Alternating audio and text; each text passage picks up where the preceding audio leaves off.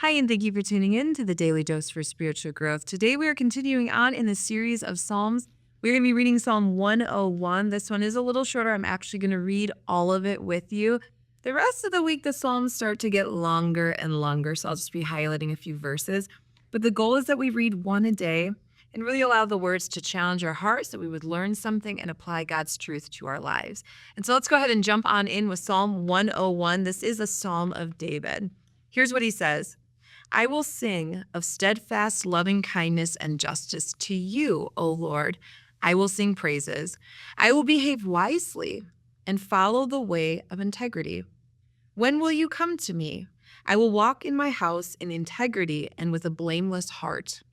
I will set no worthless or wicked things before my eyes. I hate the practice of those who fall away from the right path. It will not grasp hold of me. A perverse heart shall depart from me. I will not tolerate evil.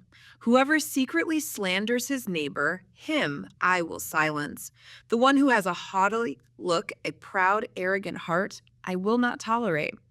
My eyes will be on the faithful, honorable of the land, and they may dwell with me.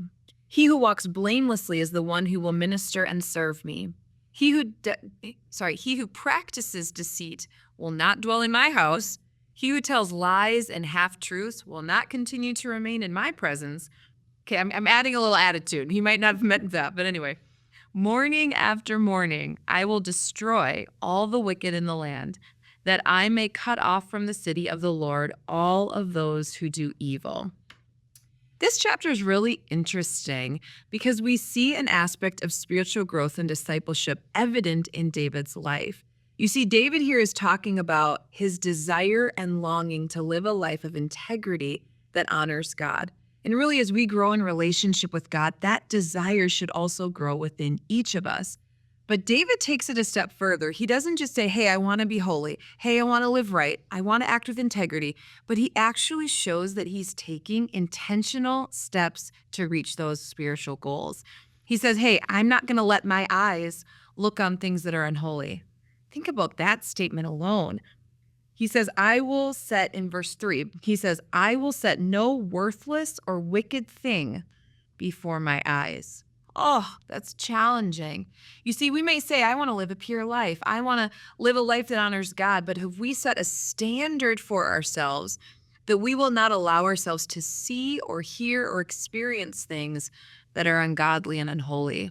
That could be in the things that we watch on television, that we read, that we consume through social media, even in the conversations that we engage in.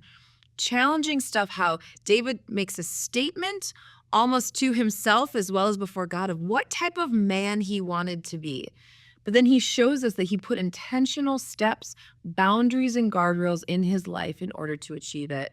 As you saw at the end, I got a little silly, but as you saw at the end, he also talks about the type of people he would spend his time with.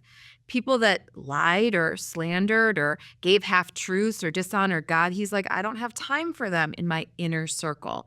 We're not talking about evangelism here. We're talking about the people that you allow to influence your life. And David, as he grew in his relationship with God, recognized, I need to surround myself with people that are going to be walking in the truth, that are on the same journey of faith that I am. And he recognized the value of that. Some clear application today. As we think of this psalm, how does that challenge your heart and your life? Think about some spiritual goals that you have. What type of man or woman of God do you want to be? Have you thought about that? Take some time, write it down. Be bold. I want to be a person of integrity, a person of faith, a person of joy, whatever it is, person of moral purity. But then, like David, what steps, what boundaries, what guardrails do you need to set up in your life in order to reach those goals? Maybe take some time in your devotions just to write those things out. Hey, maybe there's some changes you need to make to your life, as I do as well, so that we can continue to grow in our faith. Hey, I want to thank you so much for tuning in, and I hope to see you again tomorrow for another daily dose for spiritual growth.